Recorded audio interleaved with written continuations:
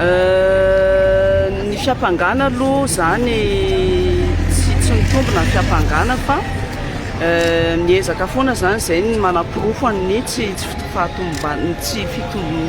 mampitombona n'le fiampangana.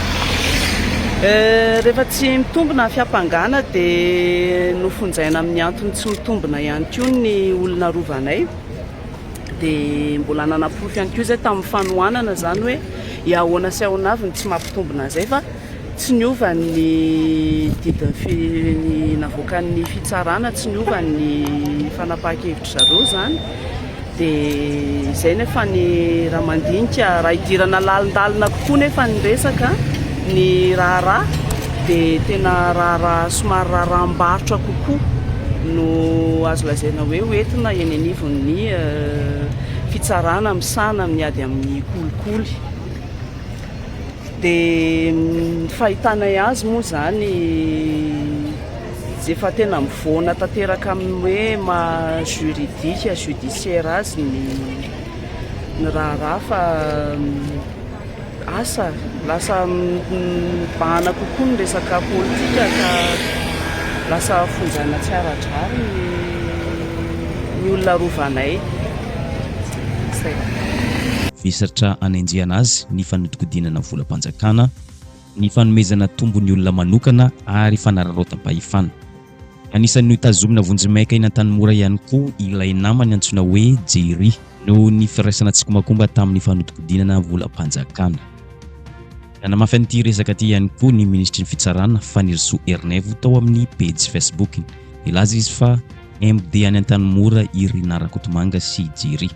no ny resaka fanodikodinana tsenam-barom-panjakana, raisana tsikomakomba amin'ny fanodikodinana ny volam-panjakana ary fanararaotam-pahefana amin'ny endriny maro hafa. Namafy ny antony nampidirana amponja vonjimaika ny Iry Narakotomanga ny page ity tandrazana. Antony nampidirana amponja ny Iry Narakotomanga ho ity page ity tandrazana ity dia ny raharaha tsenam-barom-panjakana 900 tapitrisa ariary latsaka kely na 600 millions d'ariary ao amin'ny Madagascar Airlines. Zay fanambaran'ny tale général ny Bianco Omaly izay nisy conflit d'intérêt ao anatiny. Firaisana tsikomakomba fanodikodinana volam-bahoaka fanararaotam-pahefana no vesatra mazava anenjehana azy ho ity page ity. Namoaka fanambarana ofisialy na fampifantarana ofisialy ny ministeran'ny fitsarana eto amintsika. Araka ny hitantsika eo amin'io sary io. Toy izao ny votoatiny. Ny 14 Novambra 2024 dia natolotry ny Bianco teto amin'ny fampanoavana ambaratonga voalohany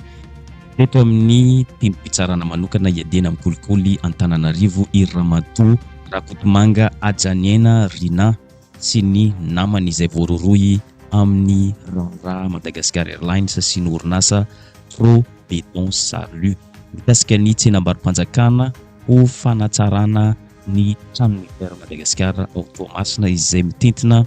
498,800,248 ariary tamin'ny volana Jolay 2024. Ity raharaha ity moa dia toy ny fitoroana voarainy birao maleotena miady amin'ny kolikoly ny 12 Desambra 2024. Marihana fa nahitana tsy fanarandalana maro ny fomba nazahoana orinasa Pro Béton Salut izany tsenam-barom-panjakana izany.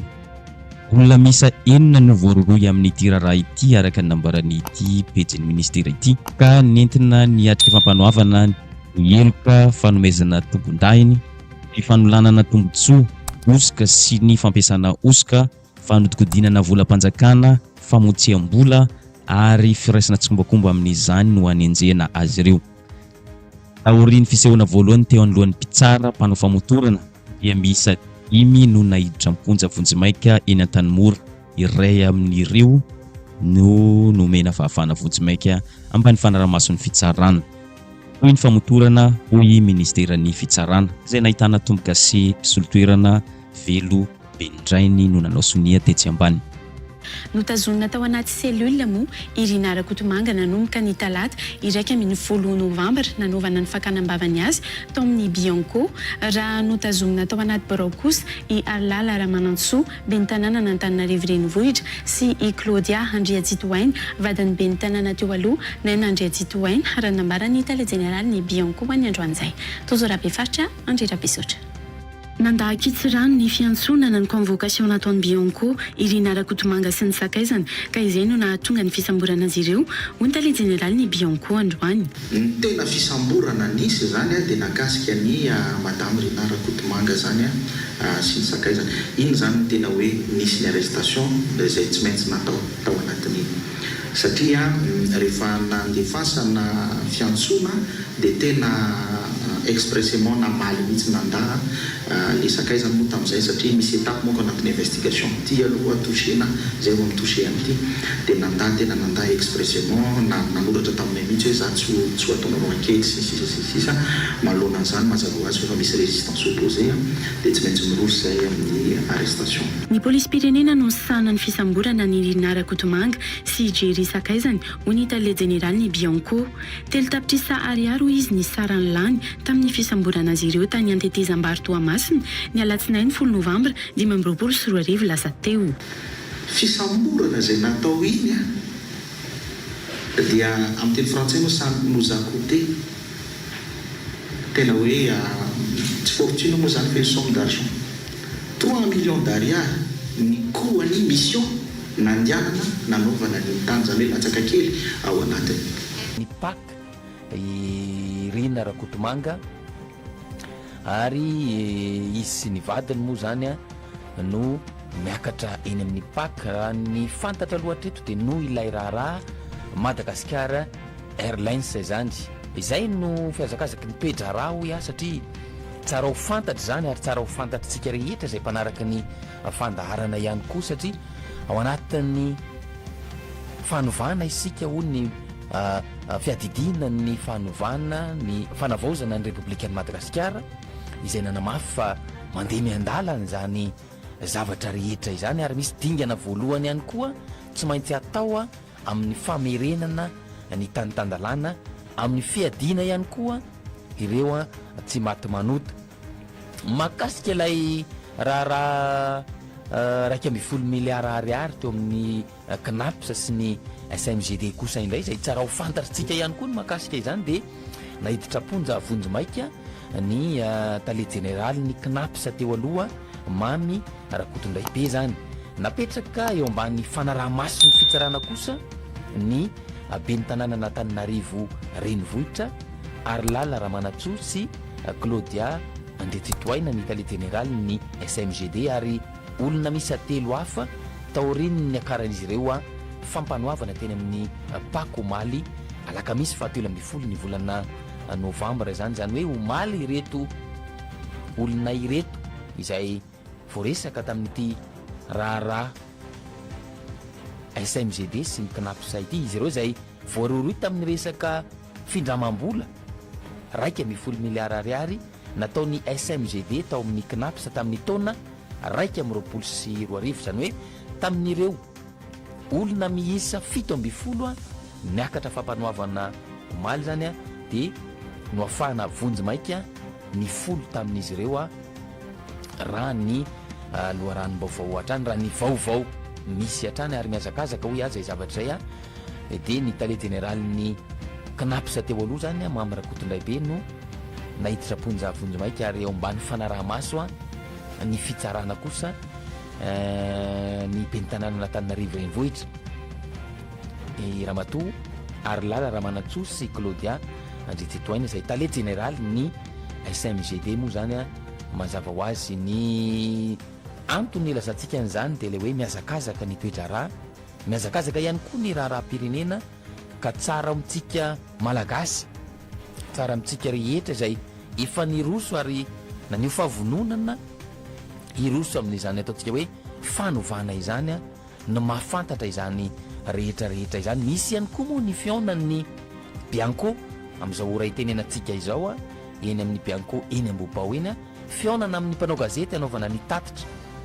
hoe nasiana ny zavatra nisy ary ny tsara ho fantatry ny olona ihany koa dia hoe nanahoana izay zavatra nyseho izay teny anivon'ny Bianco raha ohatra ka ny teny anivon'ny Pâques omaly sy androany ireo resantsika ireo satria raha ny teny anivon'ny Pâques omaly sy androany zany araka ny voalazantsika teo